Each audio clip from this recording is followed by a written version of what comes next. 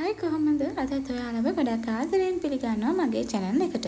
ඉතින් අද මම ඔයාලට කියලා දෙන්න හදන්නේ මහානායට අත්‍යවශ්‍යම වෙන දෙයක් ගැන තමයි. ඉතින් මොකක්ද? මේ මිනුම් පටිය ගැන තමයි මම අද ඔයාලට කියලා දෙන්න හදන්නේ. මිනුම් පටිය. එහෙම නැත්නම් අපි මේක ටේප් එක විදිහටත් හඳුන්වනවා. ඉතින් මේ මිනුම් පටිය හරියටම කියවන්න ඉගෙන ගන්න එක අනිවාර්ය දෙයක්. මහාන කෙනෙක් නම් ඔබ මහාන ඉගෙන ගන්න ආස කෙනෙක් නම් ඔයාලා අනිවාර්යයෙන්ම මේ මිනුම් පටිය ගැන දැනගෙන ඉන්න ඕනේ. මේ මිනුම් පටියේ අඟල් පැත්ත සහ සෙන්ටිමීටර්ස් පැත්ත කියලා දෙපැත්තක් තියෙනවා. එතකොට මේ අඟල් පැත්තේ අඟල් 60ක් තියෙනවා. ඒ වගේම අනෙක් පැත්තේ සෙන්ටිමීටර්ස් වලින් තියෙන්නේ ඒ සෙන්ටිමීටර්ස් නම් 150ක් තියෙනවා.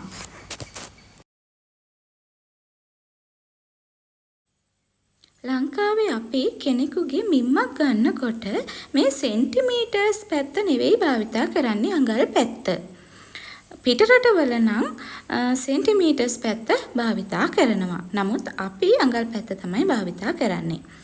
එතකොට අපි ඇඳුමක් මහන්න රෙදි ගන්නකොට රෙදි ඉල්ලනවනේ අපිට රෙදි ආරයක් දෙන්න. එහෙම නැත්නම් රෙදි මීටරයක් දෙන්න කියලා. එතකොට මේ රෙදි යාරයකට අඟල් 36ක් තියෙනවා. ඒ වගේම මීටරයකට අඟල් 39ක් තමයි තියෙන්නේ.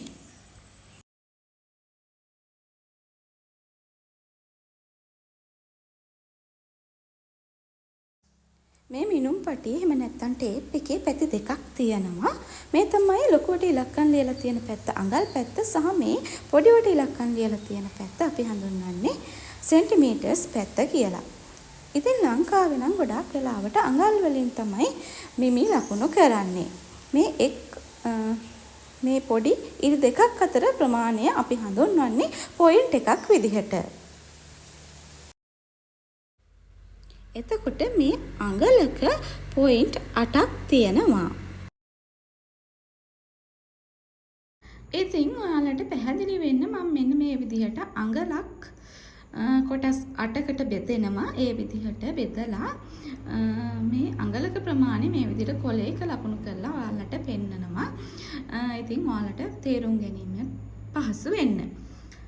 මෙන්න මේ විදිහට අඟලක් මෙන්න මෙතන සිට මෙතනට අඟලක් විදිහට තමයි අපි ගණන් ගන්නේ. අඟල කොටස් 8කට බෙදෙනවා. මේ බලන්න 1 2 3 4 5 6 7 8යි. අඟල කොටස් 8කට බෙදෙනවා. එතකොට ඉරි කෑලි වලිනුත් 8ක් තියෙනවා. මෙන්න මේ ඉර නැතුව තමයි අපි ගණන් ගන්නේ. 1 2 3 4 5 6යි 7යි 8යි කියලා තමයි අපි ගණන් ගන්නෙ. ඉතින් අඟල මේ කොටස් 8කට බෙදෙනවා කියලා මම කිව්වා. මේ විදිහට 8කට බෙදලා තියෙනවා. අපි දැන් මේ කොටස් 8 බලමු. එතකොට මෙතන සිට මේ පළවෙනි ඉර ගාවට අපි 8න් එකක් කියලා තමයි කියන්නේ. 8න් එකයි. ඊට පස්සේ මෙතන සිට මෙන්න මෙතනට අපි අඟල් කාල කියලා තමයි කියන්නේ. කාල ලකුණු කරන්නේ 4න් එකක් විදිහට. එතකොට මේ කොටස් දෙකක් එනවා කාලට. 1යි 2යි. එතකොට කාලට කොටස් දෙකක් එනවා. ඊට පස්සේ මේ විදිහට මේ 3ක්. ඉරි කෑලි මෙතන 3ක් තියෙනවා. එතෙන්ට කියන්නේ 8න් 3යි කියලා. එතකොට අපි මේ 8න් 3යි කියලා මේ 8ට 8 යොදන්නේ කොටස් 8කට බෙදලා තියෙන නිසා 8න් 3යි. එතකොට මේ කොටස් 3ක් වෙනවා. 8න් 3ක් තමයි ඒ.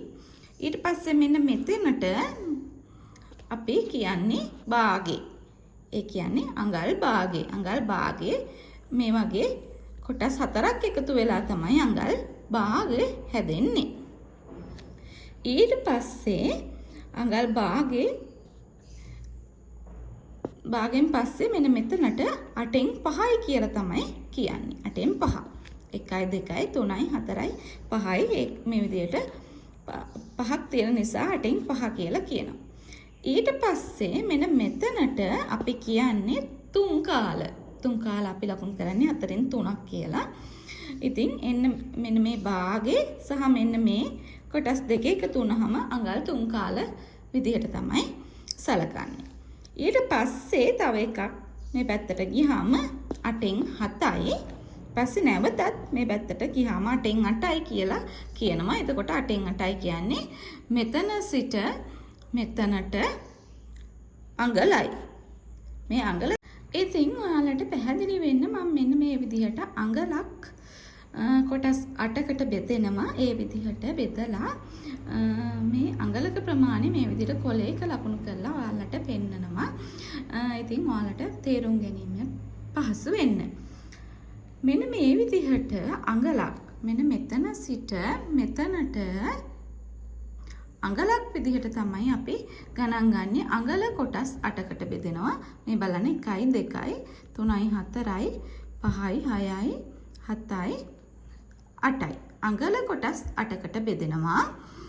එතකොට ඉරි කෑලි වලිනුත් 8ක් තියෙනවා. මෙන්න මේ ඉර නැතුව තමයි අපි ගණන් ගන්නෙ. 1යි 2යි 3යි 4යි 5යි 6යි 7යි 8යි කියලා තමයි අපි ගණන් ගන්නෙ. ඉතින් අඟල මේ කොටස් 8කට බෙදෙනවා කියලා මම කිව්වා. මේ විදිහට 8කට බෙදලා තියෙනවා. අපි දැන් මේ කොටස් 8 බලමු. එතකොට මෙතන සිට මේ පළවෙනි ඉර ගාවට අපි 8න් එකක් කියලා තමයි කියන්නේ.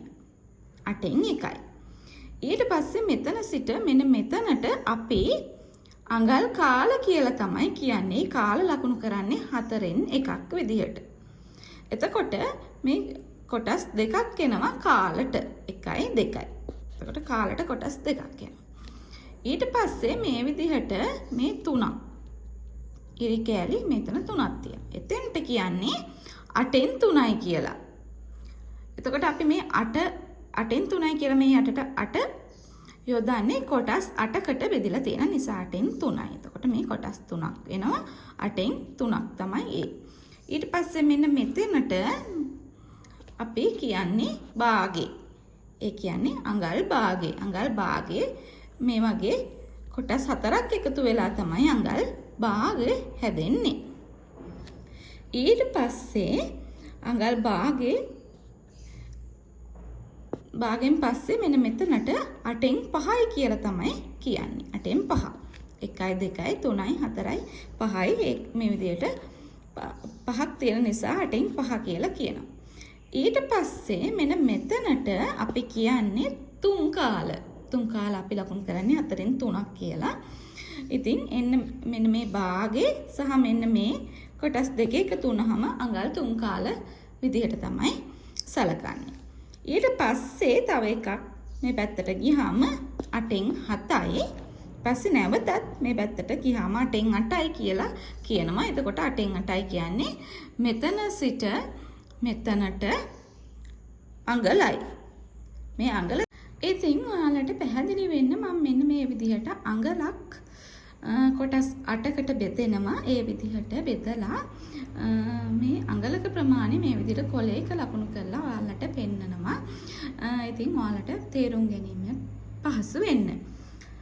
මෙන්න මේ විදිහට අඟලක් මෙන්න මෙතන සිට මෙතනට අඟලක් විදිහට තමයි අපි ගණන් ගන්නේ. අඟල කොටස් 8කට බෙදෙනවා. මේ බලන්න 1යි 2යි 3යි 4යි 5යි 6යි 7යි 8යි. අඟල කොටස් 8කට බෙදෙනවා. එතකොට ඉරි කෑලි වලිනුත් 8ක් තියෙනවා.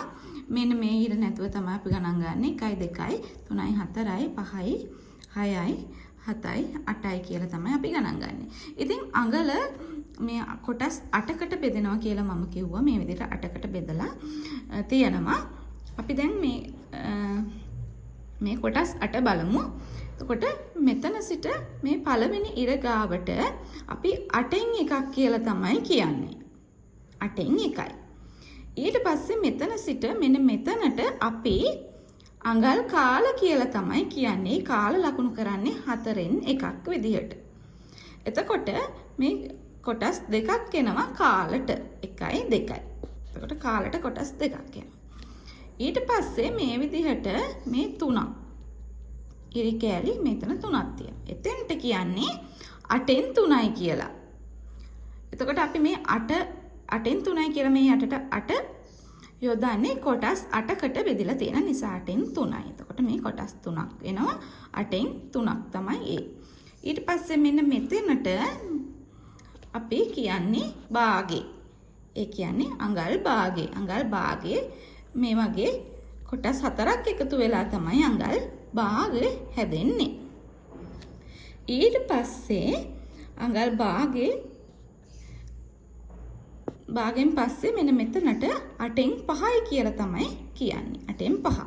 1යි 2යි 3යි 4යි 5යි මේ විදිහට පහක් තියෙන නිසා 8න් 5 කියලා කියනවා.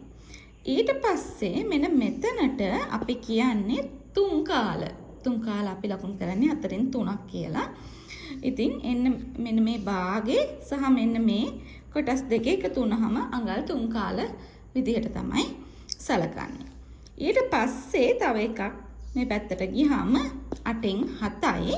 පස්සේ නැවතත් මේ පැත්තට ගියාම 8න් 8යි කියලා කියනවා. එතකොට 8න් 8යි කියන්නේ මෙතන සිට මෙතනට අඟලයි. ඉතින් එහෙමනම් මම හිතනවා අද වීඩියෝ එක ඔයාලට ප්‍රයෝජනවත් වෙන්න ඇති කියලා. ඉතින් එහෙමනම් තවත් දවසක අලුත් වීඩියෝ එකකින් හමු වෙමු. එතකන් හැමෝම සතුටින් පරිස්සමින් ඉන්න.